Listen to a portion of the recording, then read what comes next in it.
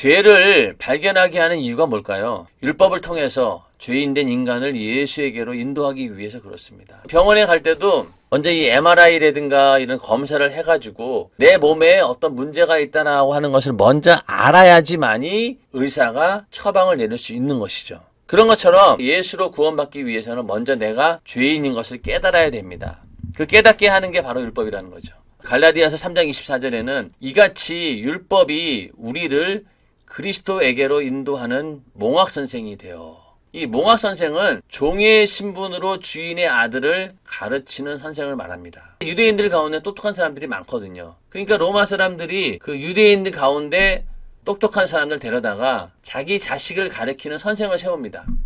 그 집에서 자녀에게는 선생이지만은 그 자녀가 장성해가지고 이제 그 집에 기업을 잇게 되면 어떻게 돼요? 이제는 다시 그 선생이 종으로 돌아가는 거예요. 마찬가지로 율법이 너는 이것도 죄고 저것도 죄다라고 죄를 깨우쳐 주는 거예요. 그런데 깨우침을 받는 우리는 율법 아래 있는 자들이 아니라 복음으로 거듭난 하나님의 자녀예요. 율법은 우리를 종의 신분으로 주인을 가리키던 그 선생처럼 넌 이것도 죄야 라고 자꾸 가르쳐 주긴 하지만은 그 신분은 종의 신분이라는 거죠. 우리는 하나님의 자녀의 신분이라는 거예요. 그러니까 우리가 율법으로 결국은 뭐냐? 예수를 만나게 한다는 거예요. 그러니까 만약에 우리가 율법으로 예수를 만나지 못하다라고 하면은 우리는 그냥 율법 아래 죽어야 되는 자들이에요. 그러니까 복음이 없다라고 하면은 율법은 무서운 법인 거죠. 죽음으로 끝나버리니까. 요한복음 8장에 보면은 이 가늠한 여인이 현장에서 붙들려 가지고 예수 앞에 끌고 나옵니다. 예수에게 물어보죠. 그때 예수님께서 누구든지 죄 없는 자는 저 여자에게 돌을 던져라. 많은 무리들이 그 말을 듣는 순간 양심의 가책을 느끼고 다 돌을 내려놓고 다 주변을 떠나게 됩니다. 예수님께서 그 여자에게 자, 아무도 너를 정죄하는 자가 없다. 다시는 그런 죄를 짓지 말아라. 용서해 주는 장면이 나오는데, 자, 여기서 이 여인을 예수에게까지 끌고 온 그 원동력이 무엇이었습니까? 바로 율법이었죠. 가늠한 현장에서 율법의 눈에 의해 잡힌 거예요. 끌고 옵니다. 죽이려. 예전 같았으면 그냥 돌에 맞아 죽었을 텐데 예수에게 끌고 오는 순간 살아버린 거예요.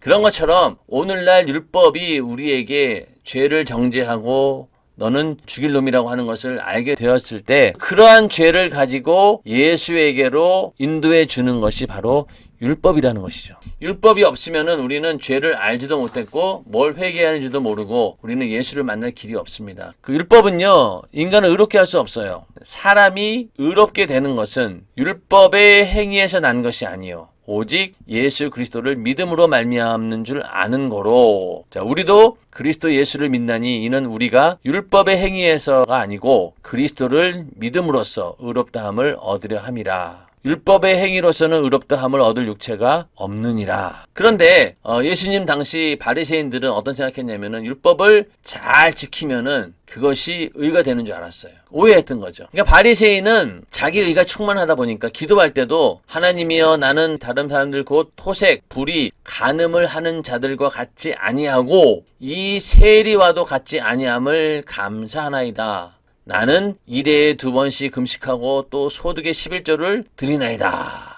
이 바리새인은 기도할 때조차도 자기 의만 드러낸 거예요. 그런데 이 세리는 어떠냐? 멀리 서서 감히 눈을 들어 하늘을 우러러보지도 못하고 다만 가슴을 치며 가로되 하나님이여 불쌍히 여기옵소서 나는 죄인이로소이다. 세리는 죄를 가지고 하나님께 나아간 겁니다. 근데 바리새인은 뭐예요? 자기의 의를 가지고 하나님께 나아간 거죠. 이런 것처럼 율법을 잘 지킨다고 해서 그것이 의가 되는 것이 아니라 그거는 뭐예요? 율법의 기능을 오해한 거죠. 율법은 죄를 지적해주고 죄가 무엇인지 알려주는 그런 기능이지 그 율법을 지킴으로 인해 가지고 우리가 의로워지는 건 아니란 얘기입니다. 왜냐면은 율법은요 수백 가지가 있어요. 그러면 그 율법의 수백 가지를 다 잘 지키다가 끝에 가서 하나 잘못 지키면은요 다 무효가 되는 거예요. 내가 만약 100가지 율법을 지켰는데 101가지에 가서 지키지 못하면은요 지금까지 지킨 게 다 무효가 됩니다.